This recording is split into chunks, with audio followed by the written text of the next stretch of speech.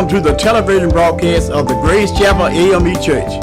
For the next 60 minutes, tune in and enjoy the best in singing, preaching, praying, and teaching God's Word.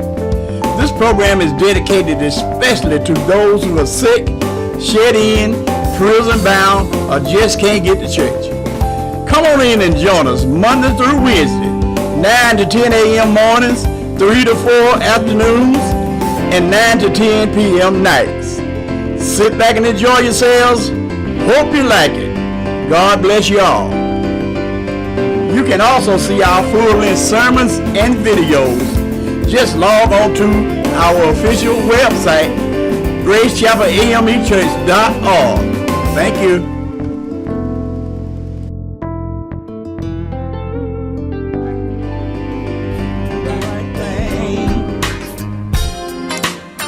Welcome to the outreach ministry of the Grace Chapel AME Church, located at 1575 Alcova Road, off Highway 11 at Interstate 20, where the Rev. Rev.Stembridge Sr. is pastor.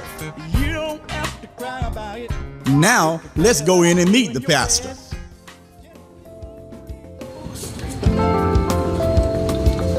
My name is Rev.Stembridge, pastor Grace Chapel, church down in Social Sector, Georgia. We invite you to come out and work with us every Sunday. Sunday school started at 9:45 and at 10:45. Our devotion service started at 10:45 to 11 o'clock. Morning service started at 11 o'clock. We invite each one of you to come out, be with us, work with us every Sunday here at Grace Chapel. We down there having a good time trying to spread God's word and tell the news. Every now and then you'll hear my voice, you'll sometimes hear other ministers preach, other pastors. Come here to serve God, praise Him, have a good time every Sunday. We give Him our best. So we thank you, invite you to come out and be with us every Sunday, starting at 11 o'clock. God bless you.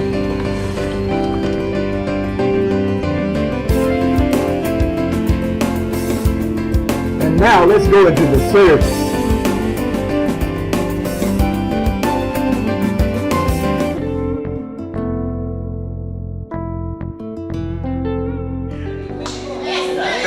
Mr. Paul, for that wonderful selection. Amen. Get the stir up this morning. Let that old Holy Ghost just have His way. On this 5th Sunday of this last month of this 2018, somebody ought to say, shout and give God the praise. He allowed us to make it all through this year. Hey, Roxanne. Thank you, Lord. Amen. Now, we're ready to turn it to the hand. Sister Father, praise God. Good morning, saints. Good morning. May we all stand for the intro to worship.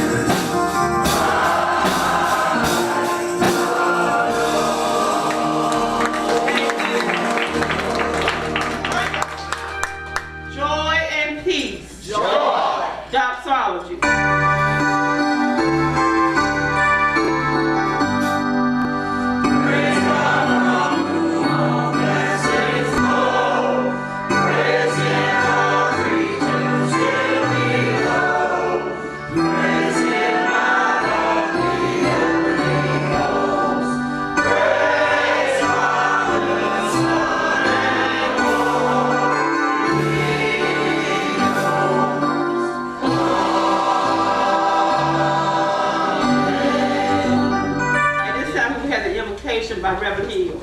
Let the church say amen. Say it again. Say it again. We are marching to Zion.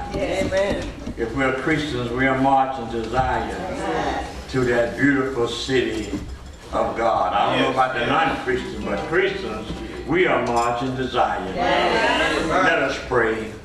Eternal God, our Heavenly Father, we thank you again, O Lord, for allowing us to see another day that we never saw before. Heavenly Father, we thank you for the many blessings that you bestowed upon us all this year. Now, Father, you brought us to the last Sunday in this year. We thank you for bringing us. But as we look back, Heavenly Father, in 2018, many of our soldiers got off this train. They went on in glory to be with you. And Heavenly Father, still is not over. So many are leaving him right now. But we thank Heavenly Father for the ones that we walk with, the ones that we talk with, the ones that we serve with. They're no longer with us, but their spirits are in our hearts. Oh, dear God, continue to keep us. Keep us from all hurt, harm, and danger. Keep us, Heavenly Father. Keep us meek and humble, as you would have us to be. Oh, dear God, we thank you for this service this morning. Thank you for preachers everywhere that are preaching your word today on this last Sunday. We don't know, Heavenly Father, when our last time will be. But ask you, Heavenly Father, right now to continue to be with us and continue to stand by. Heavenly Father, give us a lifting spirit that we can lift up one another while we're torn down. Oh, dear God, you didn't bring us this for to leave us. You brought us, Heavenly Father, a mighty long ways. Thank you for keeping us, because we sure can't keep ourselves without you. Heavenly Father, thank you for the devotion service this morning. Thank you, Lord. As the young man stood and sung bold this morning. Oh, Father, we can't do nothing without you. Oh, we can't move without you. We can't talk without you. We can't serve without you. But Heavenly Father, in my prayer, help us to be real. Oh, Heavenly Father, help us to be real about you. Because one of these days, Heavenly Father, it's coming to a close. And Heavenly Father, let us find ourselves, Heavenly Father, serving and praising your holy and righteous name. Oh, dear God, we've been buted and scorned. We've been talked about. We've been, Heavenly Father, being misused for no cause. But we know, Heavenly Father, that you got all power in your hands. You can speak, man will lay down and die. You can speak, and man will live again. But Heavenly Father, most of all, you knows our heart. You knows what's in our heart. But help us to be straight, Heavenly Father. Because the hour gonna come, we have to close our eyes in death. And Heavenly Father, we're gonna stand before you one day. Some gonna be on the right side, and some gonna be on the left side.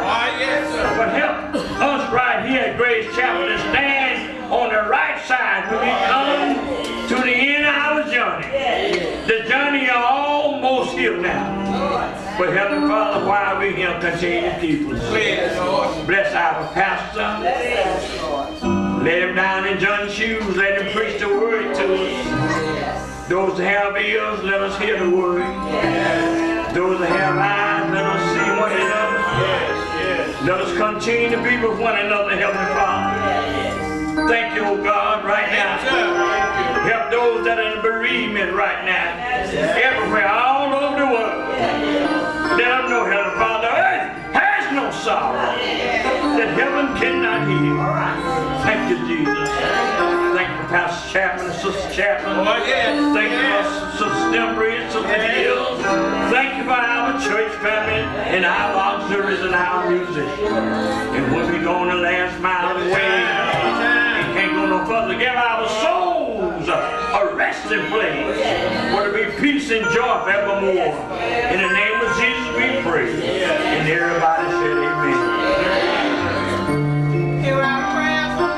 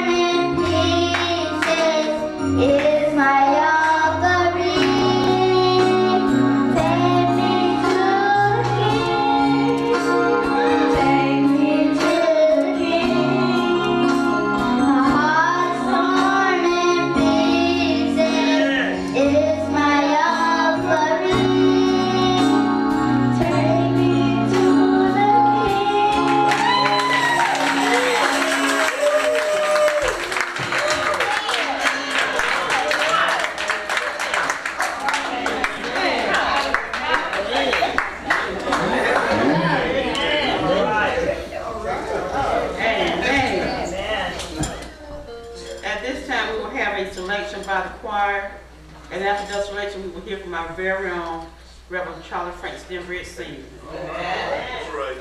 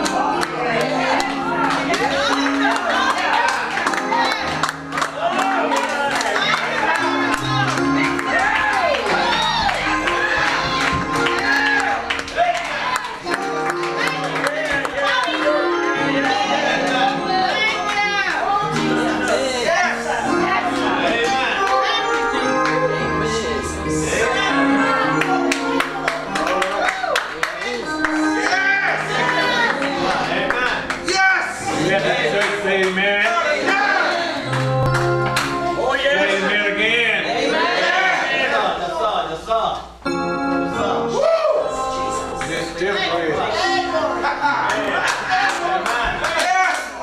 Sweetheart. Honey. Now you're trying to kill. Lord have mercy. Let the church say amen. I was planning on taking it easy. When you come in here, something happens when you come in here. Something just happens when you come in here. I was going to make another announcement, but I better go on in this song.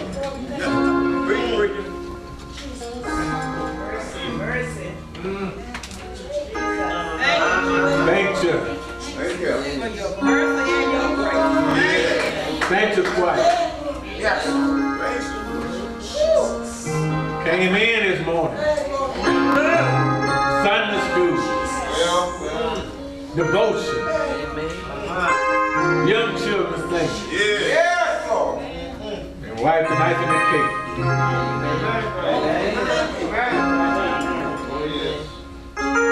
Got my service.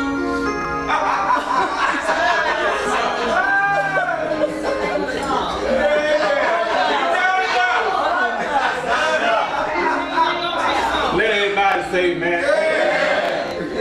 Amen. Well, that song, so you didn't bring me nothing further, leave it now. Preach time. We're glad to see everybody here this morning. Come in on a 5th Sunday. Yes. Last Sunday this year. When you come to church, boy, I can't tell you what Sunday for the next one. Just got a number. But all God's are Sundays. When the 5th Sunday, I'll be kind of setting back, but I want to close it out. And I want my minister to get ready because I'll be using quite a bit in 2019. All right. I know y'all ready to go, but y'all just keep one on you all the time. Amen. Amen. Thank you all, church, for being good in 2018. Y'all been good members. Y'all faithful, y'all fair, y'all good. And I can't thank you all enough. So many more I want to say, but I better go on and get my sermon. Spirit already up. They said, don't quench the spirit. The Reverend here had said, that's not what I had it made. He laid it over and told me to preach. You didn't have your Bible today. Yes, sir, preach. The book of Luke. Still in the spirit season. All right. The book of Luke, the 2nd chapter. You'll find our message. Sister Griffin and family, we're so glad to see you all in the house this morning. All right. I want you and your son and daughters to bring your children to church more because we're going to use them more in 2019. Amen. We're going to dedicate them a Sunday to do what they need to do. All right. Book of Luke, the 2nd chapter. Yes, sir, Pastor. Starting at the 48th verse. Well, You'll find these readings. go ahead. Jesus, they thought, had gotten old. But Brother Hightower, our master, never get low. He might disappear for a moment, but he'll never low. Right. The 48th verse said that his parents were looking for him. And when they saw him, they was amazed. And his mother said to him, Son, why hast thou thus dealt with us? Behold, thy father and I have sought thee sorrow.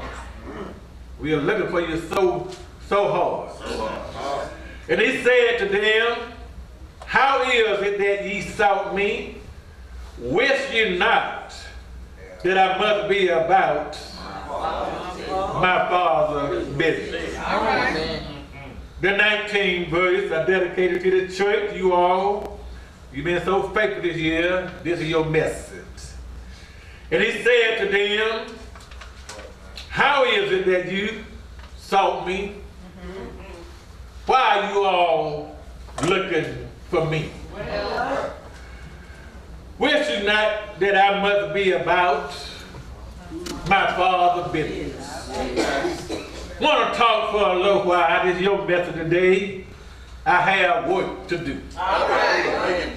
All right, man. I have work to do.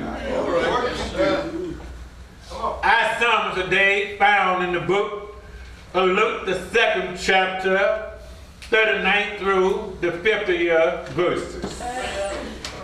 And when we look at this sermon today, we find that it is a continuance of the birth of Jesus.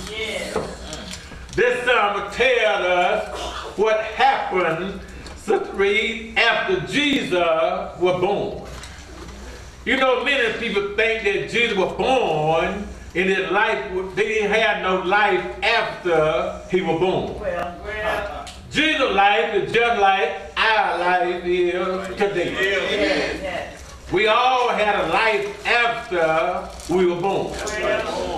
Not only did Jesus have a life after he was born, but Jesus knew why he was born and why he came here. Luke, the 2nd chapter, 39 through the 50th verse, tells us why he was born. And it tells us what he came here to do. Wow. Reverend Chapman, when we look close at this text, nobody but Jesus and the one that sent him knew what he came here to do. Yes, sir. His own parents at that time, they didn't know why he came here, what he came here for. But we find in our text here, Luke the 2nd chapter, the 49th verse, Jesus told his parents in the world why he came here. He said, why do you look for me in the first place? I must be about my Father's business. In other words, I have work to do. When Joseph and Mary heard this, no doubt they were surprised and they just bucked their eyes when Jesus told them, I must be about my Father's business. Yes. Look at Jesus, he wasn't but 12 years old. Yet bold enough to tell him, I must be about my Father's business. And the Bible said that when Jesus said that, even his own parents, Joseph and Mary, didn't understand what Jesus was saying. One reason why was because Jesus had just gotten lost from his parents. It took them 3 days to find Jesus. When they found Jesus, he was in Jerusalem. Not only was he in Jerusalem, but he was there in the temple. And when his mother saw him, she ran over to him and said, why are you scared your father and me half to death? We're looking for you 3 days and couldn't hardly find where you. But look at Jesus here, standing between those teachers and those doctors of the law, spoke bold and said to them, why are you looking for me? I must be about my Father's business. When Jesus said this to his parents here, seemed like maybe Joseph had forgotten what the angel had told them about Jesus. The angel had came and told him earlier, Brother Matty, that you would have a son and what he will come here for.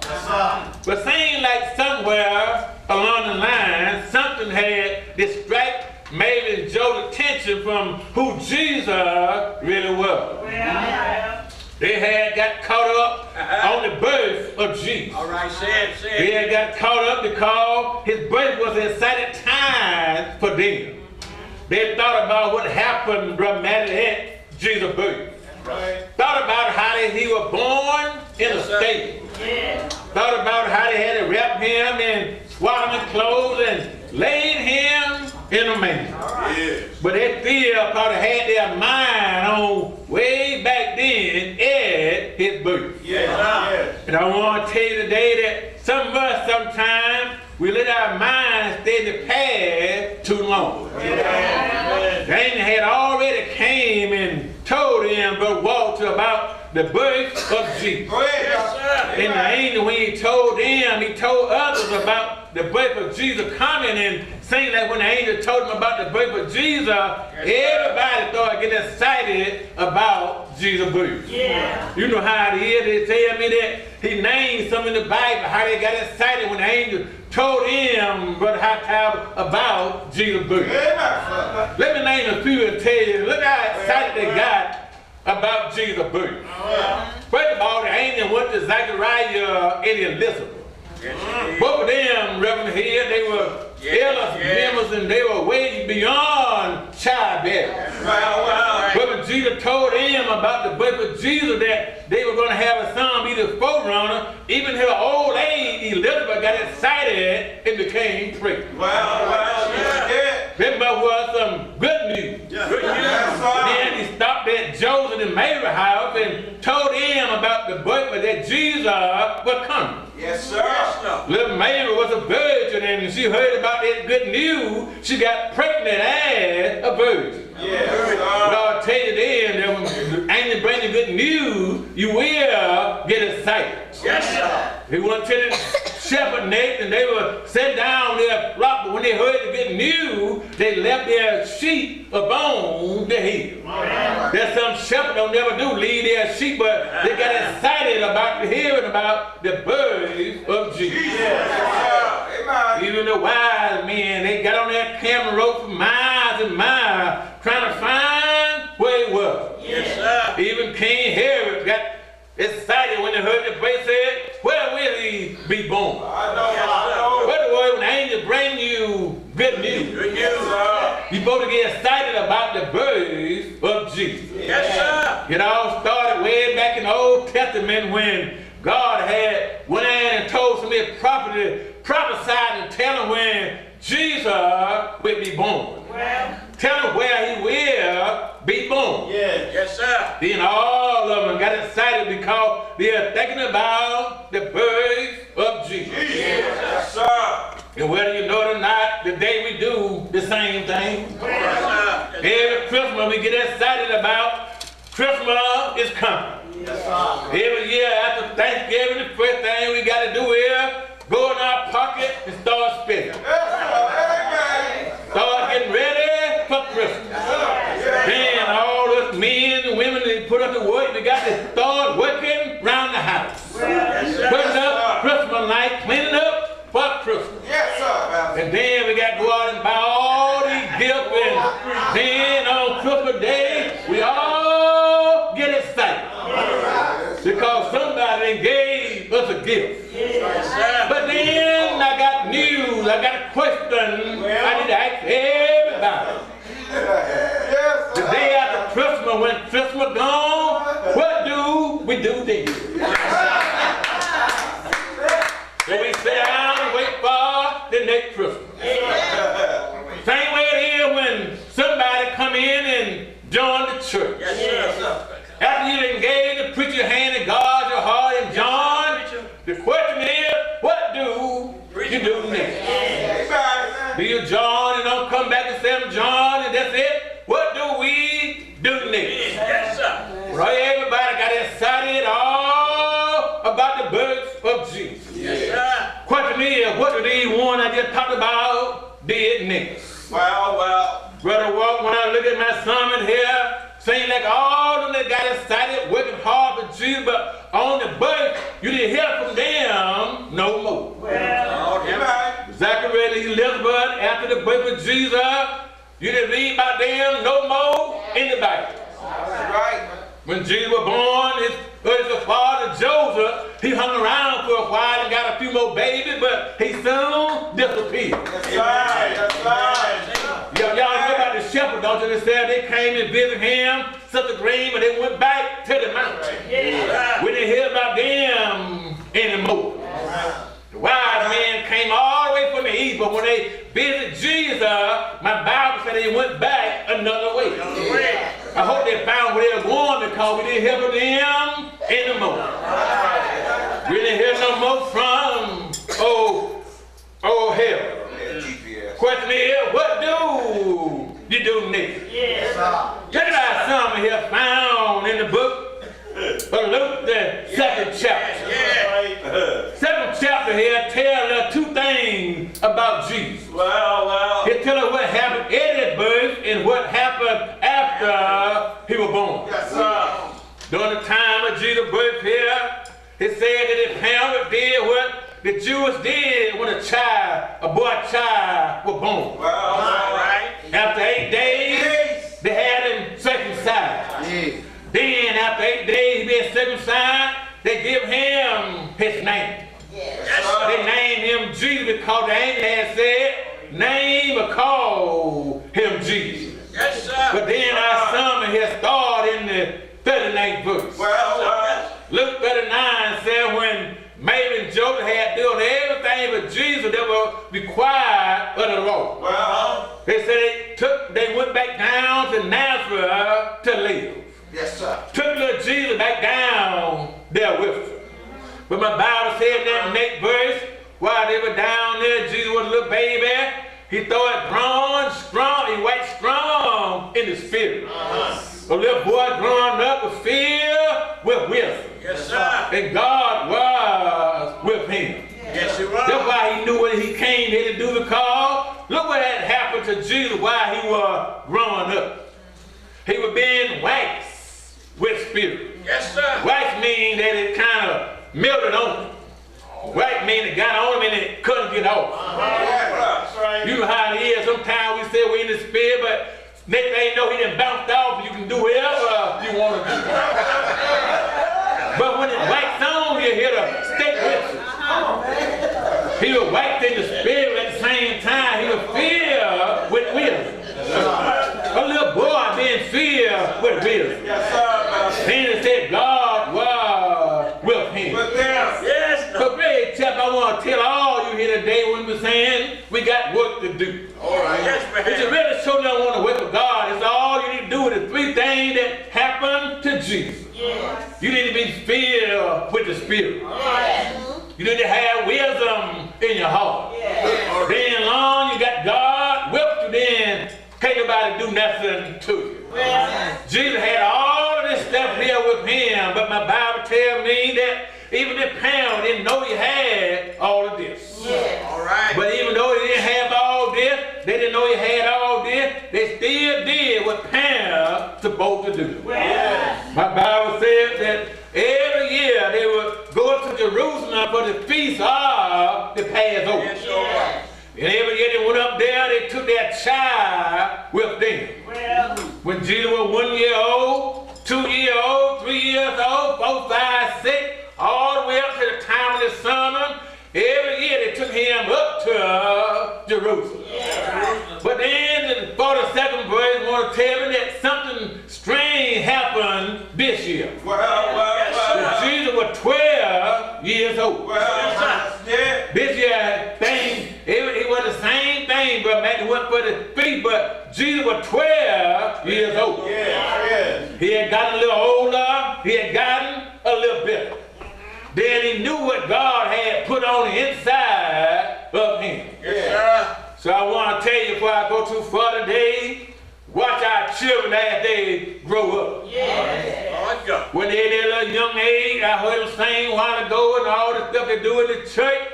While they're growing up, just watch them. You don't know whether God waxing them with the Spirit. All right. You don't know whether God filling them with wisdom. Yes, sir. Yes, sir. You don't know whether God is with them all of the way. Well. Every now and then, watch these little children. Yes. Because every now and then, when they get a certain age, when God goes to touching them, and they come to mama and say, I want to sing, dance, let them do what God wants them to do.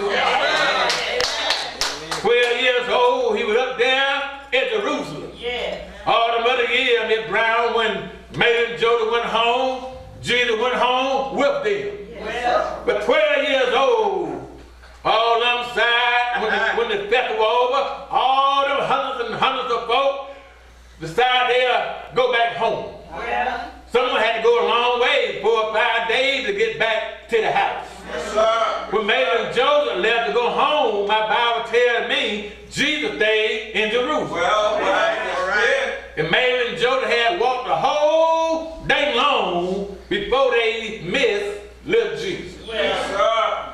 They really didn't miss him because all them years he Jesus was somewhere in the crowd. Yes, sir. Yes, sir. Whole day went by. Jesus, your child, always gonna come by and say, Mama, how you doing? Mama, I want some bread, I want some water, but Jesus didn't show up. Yeah. And they realized Jesus was missing. That's right. Yes, sir. After they went to all of their kinfolk, relatives, and friends, said, no, this time we haven't seen little Jesus. Yeah. So Mary and Joseph had to start looking for Jesus. Read the Bible, he'll tell you how they found us there. They turned around and started going all the way back to Jerusalem looking for Jesus. Yeah. Always been told, Brother Charles Green, that when you lose something, the best way to find it is you got to backtrack. Yes, sir. Yes, sir. Amen. When you lose something, the easy way to find it is go back over where you already been. Yeah. All right. Look at Luke the 15th chapter right quick. It's called the Laws and Found chapter. When the shepherd law one sheep. Yes, sir. He didn't go where he was going, but he went back behind and found the lost sheep.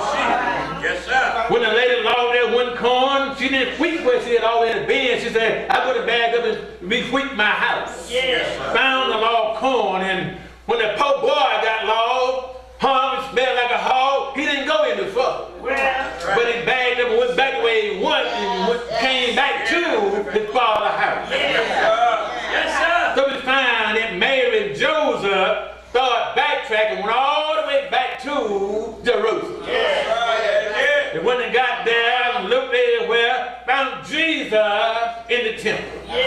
And when they found him in the temple, Brother Maddie, they were surprised it was. She ran over where it was and looked and saw him standing between teachers and doctors. Yes, sir. She was a little soft, trimming voice, Miss Hill. She didn't want to scold him, but she said, why have you worried with us? We've been looking everywhere for you now. Here we are in the temple. But when you got there, something was strange. She looked on all of the doctors in the lawyer's face, and all of them was amazed. But Jesus asking and answering questions. Ain't that something? Praise God. Yes, sir. These parents here found Jesus in the temple. Why have you worried us? But Jesus said, I must be about my Father's business. I got work here to do. Hear our story here. Look at Jesus now, 12 years old. Almost ready to make the decision for himself. The Holy Ghost had been touching on the heart. He got the wisdom now, and God with him and said, I must be about my Father's business. Stop by to tell you how it ought to be with you and I today. That's right. After we didn't live our old devil life, Yes, sir. ran up and down the street doing our devil thing. After we were big and bad that we want to be, thought we can do whatever we want to do. Somebody told you your thing, do what you want to. But one day when God called a whipship, when God put his hand on you, changed your life, brought you back here to the church. When you know you've been born again, when you know you've been baptized, and got a well made up mind to serve the Almighty God. And then when your little friends start looking for you, and that song said, I can't find you nowhere. Somebody tell them, walk up yonder at the church. Walk up yonder praying mighty hard. They're just singing mighty hard. When they come to church and say, I'm looking for you and I couldn't find you nowhere. You know what you ought to tell them? I don't hang where I used to hang. I don't walk like I used to walk. And I don't talk like I used to talk. Ain't God good today? When God changes, you want to be a changed person. You ought to tell him about my Father's business. I got work to do down here. That's what Jesus told his Father. And Jesus, all right. Do you know who he is? He told Mary and Joseph, I got to be about my Father's business. But one thing about it, everybody don't know who he is. But But do you know who the Lord is? He don't I help you who he is today. He is the rock of Asia. He is the rose of Sharon. He is the lily of the valley. The bright in the morning star. But do you know who he is? Over 2,000 years ago, he came down through 42 generations. Stepped off in a town called Bethlehem. Grew up in a poor town called Nazareth. When he was 30 years old, he began to go out there in the wilderness, being tempted by the devil. Well, the devil couldn't do nothing with him. Came back to Galilee with all power in his hand. Do you know who he is? He said, I got to be about my Father's business. But do you know who he is? I'll tell you who he is. He's the one that raised up the dead. He healed the sick. Do you know him today? Going to do the same thing for you. All you got to do is just call on his name. Whatever you need, just call on Jesus. I dare you to call on him.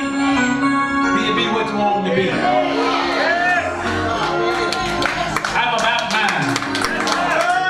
Father's business. I'll be what you want me to be. I turned water into wine. I did all those things. But I did do what you want me to do today. Whatever you need, he'll do it. Yes, he will. Miss Roxanne, all this going through what we're going through. But we just fall on our knees. He'll still be what we want to be. He still is a healer. Yes, he will. He's still a doctor in a sickness. Yes, He still is a blesser. Just call on Jesus. I know this is the 5th Sunday, but we got work to do. The new year coming up. And the reason why I preached it today, we got work to do. Maybe. See, why do you scare like this? We couldn't find you. And we found you was in the temple. Sat down to Queen and all those scholars who knew the Bible inside and out. When they're teaching you, you actually teaching them. So I want to challenge my church today. Next Sunday will be the first Sunday of a brand new year. We think we're working, but we got work to do. Our number one work to do is to go out and tell somebody else about Jesus. Not just for ourselves, but others. We got to start making feel about people. We got to tell somebody, no matter what they're going through, if they got Jesus in their life, He's helping them to get through. Yes, he will. I was in a field on yesterday, and I was standing around with my ears wide open, and I was listening to a lot of people talk. A lot of people think that they're going to do something, and I want to tell them so bad. But you have Jesus in your life. Yes, sir. You won't be complaining like you complain. Because Jesus will take care of you. Amen. They want Jesus to help them on their turn. You don't go like that. He said, well, 2 or 3 together in my name, I'll come in the midst. How do you think y'all look so good and feel so good? Y'all here every Sunday. And we got some, they want to feel like this, but they don't want to come. But we got work to do. Walk water and tell the reason why you're saying, because you know the man. You try to bring one somebody that you can. Even our children want to sing good. You all sing good. And Brother Paul don't mind. I always tell everybody, waking up the Lord. He don't mind calling on because he knows. Let's go out and try to help somebody. We got work to do. Do for the Lord. Why somebody got me a song, we all stand. I was going to have Rev. here to sing, I know I've been changed. That's what Jesus told his mother. Why are you sitting up there, we looking for you? He said, I've been changed. When you've been changed, the song sounds so good. But put that song into action. Let the world know you've been changed. Lord, I know I've been changed. Oh,